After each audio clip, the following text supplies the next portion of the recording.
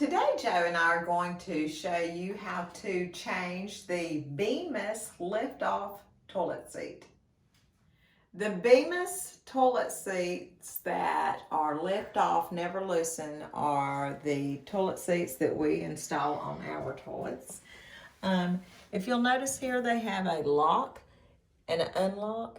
This is what makes them not loosen. So we are going to unlock. You're going to take the cap and you're going to turn it. See the arrows on there? You're going to turn it to the left. So see how now it's unlocked? Now take your hands and put on each side of the toilet seat and, kind of give it a little rock and it should just come right up. Now that you have your old seat up, you can either replace it with a new one or you can clean it. It makes it easy to clean.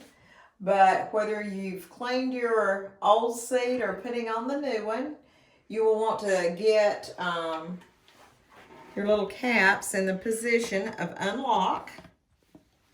And then you are going to put it over the bolts and you're just going to press down like that.